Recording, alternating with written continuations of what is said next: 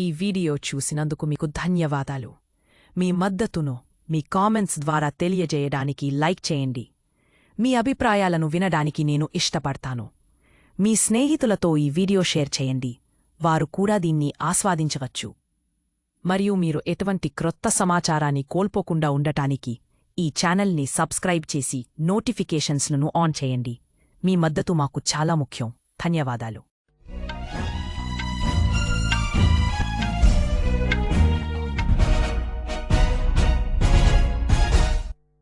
ఆకాశవాణి వార్తలు చదువుతోంది ఎంట్రపాటి మాధవీలత. బీహార్లో తొలి విడత అసెంబ్లీ ఎన్నికల పోలింగ్ ప్రారంభమైంది. ఉదయం 11 గంటల వరకు 27.65% పోలింగ్ నమోదైంది. నిరంతర శత్రుత్వం, సీమాంతర ఉగ్రవాదం ద్వారా పాకిస్తాన్ సింధు జలాల ఒప్పందం స్ఫూర్తిని దెబ్బతీసిందని కేంద్ర కార్మిక ఉపాధి కల్పన శాఖ మంత్రి డాక్టర్ మన్సుఖ్ మాండవీయ అన్నారు. భారత్, ఈక్వెడార్ దౌత్య శిక్షణ సంస్థల మధ్య ఒక అవగాహన ఒప్పందం కుదిరింది. భారత్, ఆస్ట్రేలియా జట్ల మధ్య 4వ టీ20 మ్యాచ్ ఈరోజు ఆస్ట్రేలియాలోని క్వీన్స్లాండ్లో జరుగుతుంది. బీహార్లో తొలి విడత అసెంబ్లీ ఎన్నికల పోలింగ్ ప్రారంభమైంది. ఉదయం 11 గంటల వరకు 27.65% పోలింగ్ నమోదైంది. బేగూసరాయ్ జిల్లాలో గరిష్టంగా 30.37% పోలింగ్ నమోదైంది. అనేక మంది ప్రముఖ నాయకులు తమ ఓటు హక్కు వినియోగించుకున్నారు. బీహార్ ముఖ్యమంత్రి నితీష్ కుమార్ పట్నా జిల్లాలోని భక్తియార్పూర్లో తన ఓటు హక్కు వినియోగించుకోగా, ఉప ముఖ్యమంత్రి బీజేపీ అభ్యర్థి సామ్రాట్ చౌదరి ముంగేర్లో ఓటు వేశారు. బీజేపీ నాయకులు, కేంద్ర హోంశాఖ సహాయ మంత్రి నిత్యానంద్ రాయ్, ఆయన భార్య హాజీపూర్లో ఓటు వేశారు. మహాగఠబంధన్ ఉప ముఖ్యమంత్రి అభ్యర్థి ముఖేష్ సహానీ దర్బంగాలో ఓటు వేశారు. ఈరోజు 18 జిల్లాల్లోని 121 నియోజకవర్గాల్లో పోలింగ్ జరుగుతోంది. పట్నా, వైశాలి, నలంద, భోజ్పూర్, ముంగేర్, సరన్, సివాన్, బేగూసరాయ్, లఖీసరాయ్, గోపాల్గంజ్, ముజఫర్పూర్, దర్బంగా, మాథేపుర, సహర్సా జిల్లాలు ఇందులో ఉన్నాయి. ఉదయం 7 గంటలకు ప్రారంభమైన పోలింగ్ సాయంత్రం 6 గంటల వరకు కొనసాగుతుంది. అయితే భద్రతా కారణాల దృష్ట్యా సిమ్రీ, భక్తియార్పూర్, మహిషి, తారాపూర్, ముంగేర్, జమాల్పూర్, సూర్యగఢ్ అసెంబ్లీ సెగ్మెంట్లలోని 56 పోలింగ్ బూత్లలో సాయంత్రం 5 గంటలకు ఓటింగ్ ముగుస్తుంది. ఈ పోలింగ్లో ప్రతి ఒక్కరూ తమ ఓటు హక్కు వినియోగించుకోవాలని ప్రధానమంత్రి నరేంద్ర మోదీ సామాజిక మాధ్యమం ఎక్స్ వేదికగా పిలుపునిచ్చారు. రాష్ట్రంలో తొలిసారి ఓటు హక్కు వినియోగించుకున్న యువతకు ప్రధానమంత్రి అభినందనలు తెలిపారు. ఇదిలా ఉండగా బీహార్లో రెండవది, చివరి దశ అసెంబ్లీ ఎన్నికల ప్రచారం జోరుగా సాగుతోంది. ఎన్డీఏ, మహాగఠబంధన్, ఇతర రాజకీయ పార్టీల నుండి స్టార్ క్యాంపెయినర్లు, సీనియర్ నాయకులు నియోజకవర్గాల్లో పలు ఎన్నికల ర్యాలీలను ఉద్దేశించి ప్రసంగిస్తున్నారు. సీనియర్ బీజేపీ నాయకుడు ప్రధానమంత్రి నరేంద్ర మోదీ ఎన్డీఏ తరపున బాగల్పూర్, అరారియాలో ఎన్నికల ర్యాలీలను ఉద్దేశించి ప్రసంగిస్తారు. కేంద్ర హోంమంత్రి అమిత్ షా పశ్చిమ చంపారన్, తూర్పు చంపారన్, మధుబని జిల్లాల్లో ఎన్నికల ర్యాలీలు నిర్వహిస్తారు. రక్షణ మంత్రి రాజ్నాథ్ సింగ్ సీతామర్హి, తూర్పు చంపారన్ జిల్లాల్లో బహిరంగ సభలను ఉద్దేశించి ప్రసంగిస్తారు. మహాగఠబంధన్ ముఖ్యమంత్రి అభ్యర్థి తేజస్వీ ప్రసాద్ యాదవ్ ఈరోజు మధుబని, సుపాల్, కిషన్గంజ్, కతిహార్, పూర్నియా జిల్లాల్లో 18 ఎన్నికల ర్యాలీలను ఉద్దేశించి ప్రసంగిస్తారు. నిరంతర శత్రుత్వం, సీమాంతర ఉగ్రవాదం ద్వారా పాకిస్తాన్ సింధు జలాల ఒప్పందం స్ఫూర్తిని దెబ్బతీసిందని కేంద్ర కార్మిక ఉపాధి కల్పన శాఖ మంత్రి డాక్టర్ మన్సుఖ్ మాండవీయ అన్నారు. భారతదేశం చట్టబద్దమైన ప్రాజెక్టులను అడ్డుకోవడానికి పాకిస్తాన్ ఒప్పంద విధానాలను పదే పదే దుర్వినియోగం చేస్తోందని అన్నారు. पाकिस्तान ने सस्टेन्ड हॉस्टिलिटी और क्रॉस बॉर्डर टेररिज्म से इंडस वाटर ट्रीटी की स्पिरिट को कमजोर किया है. उसने भारत के लेजिटिमेट प्रोजेक्ट में रुकावट डालने के लिए ट्रीटी मैकेनिज्म का बार बार गलत इस्तेमाल किया है. जहां तक भारत के केंद्र शासित प्रदेश जम्मू और कश्मीर का सवाल है, पाकिस्तान को भारत के अंदरूनी मामलों पर टिप्पणी करने का कोई अधिकार नहीं है. దోహాలో జరిగిన 2వ ప్రపంచ సామాజిక అభివృద్ది సదస్సులో ప్రధానమంత్రి నరేంద్ర మోదీ నాయకత్వంలో పేదరిక నిర్మూలన, సామాజిక భద్రతా పురోగతిలో దేశం సాధించిన పురోగతిని మాండవీయ ప్రస్తావించారు. ప్రధానమంత్రి నరేంద్ర మోదీ సబ్కా సాథ్ సబ్కా వికాస్ అనే దార్శనికతను మాండవీయ పునరుద్ఘాటించారు. రక్షణ శాఖ కార్యదర్శి రాజేష్ కుమార్ సింగ్ నేతృత్వంలోని భారత ప్రతినిధి బృందం ఈరోజు ఇజ్రాయెల్లోని కీలకమైన ఇజ్రాయెల్ రక్షణ కంపెనీలను సందర్శించి సహ ఉత్పత్తి, సహ అభివృద్దికి మార్గాలను అన్వేషించింది.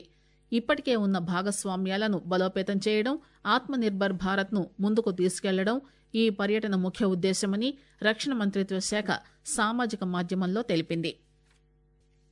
ఆకాశవాణి వార్తలు వింటున్నారు.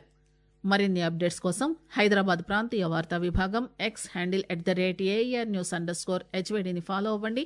ఏఆర్ న్యూస్ హైదరాబాద్ యూట్యూబ్ ఛానల్కి సబ్స్క్రైబ్ చేయండి.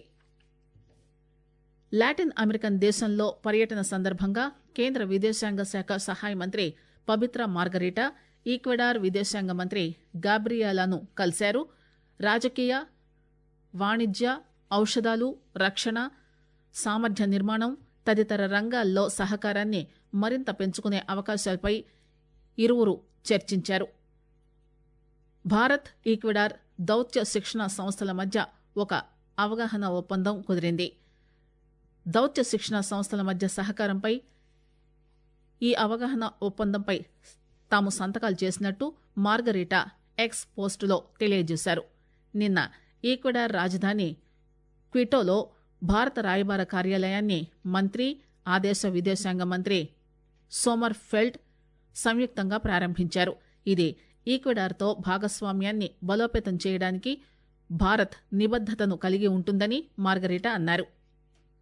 జాతీయ గీతం వందే మాతరం ప్రారంభమై 150 సంవత్సరాలు పూర్తయిన సందర్భంగా ప్రధానమంత్రి నరేంద్ర మోదీ న్యూఢిల్లీలో రేపు సంస్మరణ కార్యక్రమాన్ని ప్రారంభిస్తారు. సాంస్కృతిక మంత్రిత్వ శాఖ ఈ కార్యక్రమాన్ని నిర్వహిస్తుంది. దేశవ్యాప్తంగా రేపటి నుంచి వచ్చే ఏడాది నవంబర్ 7వ తేదీ వరకు ఏడాది పొడవునా ఈ కార్యక్రమం నిర్వహిస్తారని ఆ శాఖ తెలియజేసింది. ప్రారంభోత్సవ వేడుకలో వందే మాతరం 150 ఏళ్ల చరిత్రపై క్యూరేటెడ్ ఎగ్జిబిషన్ టూర్ ఉంటుంది. అలాగే డాక్యుమెంటరీ చిత్ర ప్రదర్శన, స్మారక స్టాంప్, నాణెం విడుదల ఉంటుందని కూడా మంత్రిత్వ శాఖ తెలియజేసింది. టీ20 అంతర్జాతీయ క్రికెట్ 5 మ్యాచ్ల సిరీస్లో భాగంగా భారత్, ఆస్ట్రేలియా జట్ల మధ్య 4వ మ్యాచ్ ఈరోజు ఆస్ట్రేలియా క్వీన్స్లాండ్లోని కరారా ఓవల్లో జరుగుతుంది. ఈ మ్యాచ్ భారత కాలమానం ప్రకారం మధ్యాహ్నం 1:45 ప్రారంభమవుతుంది. హోబర్ట్లో జరిగిన 3వ టీ20 మ్యాచ్లో భారత్ ఆస్ట్రేలియాను 5 వికెట్ల తేడాతో ఓడించి సిరీస్ 1-1తో సమంగా ఉంది. ఆస్ట్రేలియా 4వ టీ20 కోసం తమ జట్టులో కొన్ని మార్పులు చేసింది. తమిళనాడులోని కొన్ని ప్రాంతాల్లో ఈరోజు భారీ వర్షాలు కురుస్తాయని భారత వాతావరణ శాఖ హెచ్చరించింది. కర్ణాటక, రాయలసీమ, తమిళనాడు, పుదుచ్చేరి, కారైకాల్లోని కొన్ని ప్రాంతాల్లో రేపటి వరకు ఉరుములు, మెరుపులతో కూడిన వర్షాలు కురిసే అవకాశం ఉందని ఐఎండీ తెలిపింది. రానున్న 2 రోజుల్లో వాయువ్య ప్రాంతంలో కనిష్ట ఉష్ణోగ్రతలు 3 నుంచి 5 డిగ్రీల సెల్సియస్, మధ్య భారతంలో 2 నుంచి 4 డిగ్రీల సెల్సియస్ ఉష్ణోగ్రతలు తగ్గుతాయని వాతావరణ శాఖ పేర్కొంది.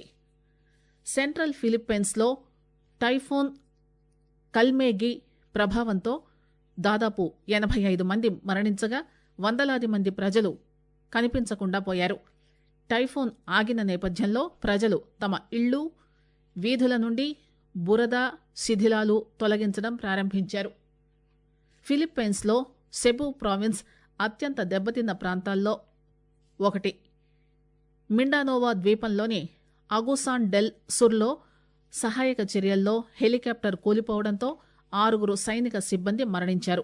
అక్కడ కనీసం 75 మంది తప్పిపోయారని, 17 మంది గాయపడ్డారని ఆ దేశ జాతీయ విపత్తు సంస్థ తెలియజేసింది. వార్తలు ముగించే ముందు విశేషాలు మరోసారి. బీహార్లో తొలి విడత అసెంబ్లీ ఎన్నికల పోలింగ్ ప్రారంభమైంది. ఉదయం 11 గంటలకు 27.65% పోలింగ్ నమోదైంది. నిరంతర శత్రుత్వం, సీమాంతర ఉగ్రవాదం ద్వారా పాకిస్తాన్ సింధు జలాల ఒప్పందం స్ఫూర్తిని దెబ్బతీసిందని కార్మిక ఉపాధి కల్పన శాఖ మంత్రి డాక్టర్ మన్సుఖ్ మాండవీయ అన్నారు. భారత్ ఈక్వెడార్ దౌత్య శిక్షణ సంస్థల మధ్య ఒక అవగాహన ఒప్పందం కుదిరింది. భారత్ ఆస్ట్రేలియా జట్ల మధ్య 4వ టీ20 మ్యాచ్ ఈరోజు ఆస్ట్రేలియాలోని క్వీన్స్లాండ్లో జరుగుతుంది. ఆకాశవాణి వార్తలు ఇంతటితో సమాప్తం. తిరిగి మధ్యాహ్నం 1:10 ప్రాంతీయ వార్తలు వింటారు. Thanks for watching. Like to show your support? Comment below. I would love to hear your thoughts. Share this video to your friends who may enjoy too. Subscribe and turn on notifications so that you never miss an update. Your support means a lot. Thank you.